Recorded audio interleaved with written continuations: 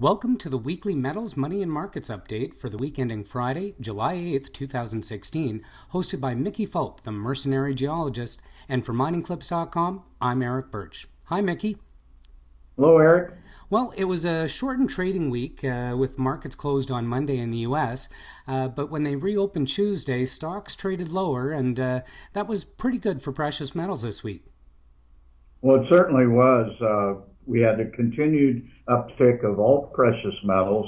Gold hit a high since March of 2014, closed the week at 1365. Once again, the real story has been silver up 3% over the week to close at 2025.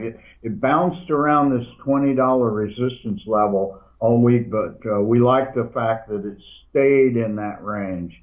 Platinum had a good week, up 3.5%. Unfortunately, palladium is still grossly underperforming. If memory serves, it was well over 700 in September. It closed the week at 616. I think the real story this week was the weakness in industrial commodities, with copper, Dr. Copper, off 4% to close at $2.13. Real story has to be oil, WTI, down 8%. Closed the week at 45.12. That certainly put pressure on the economy, and certainly here in Canada helped push the loonie down as well.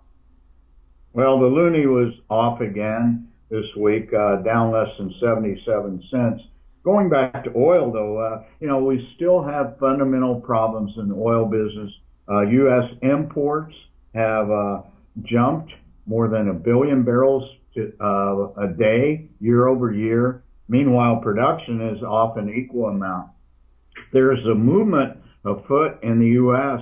amongst the independent oil and gas producers to ban imports because the feeling here is that OPEC is taking advantage of these low prices to increase their imports to the U.S.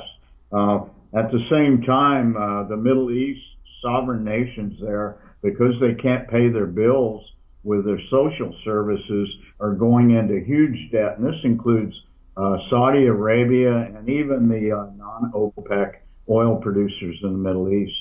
Well, certainly these oil prices aren't good for anybody right now.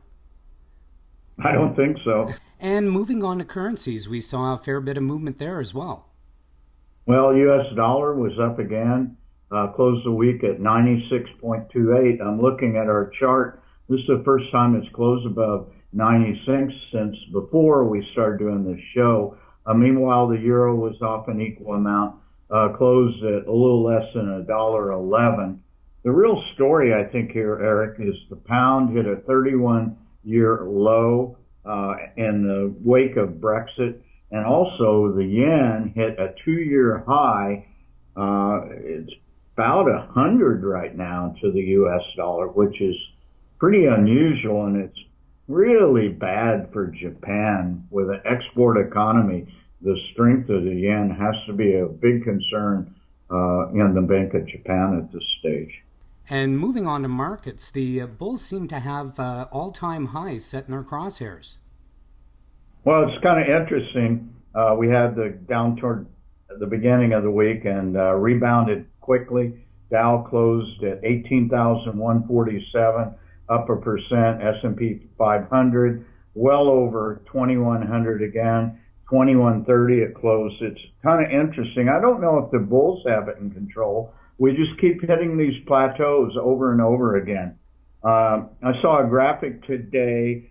The S&P 500 over 2,100 for the 25th time since February of 2015.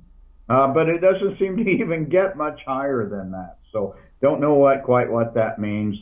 NASDAQ up 2%. And once again, Toronto Venture Exchange set another 52-week high. It closed at 752, up 3%. Very good news, along with gold for the junior resources sector.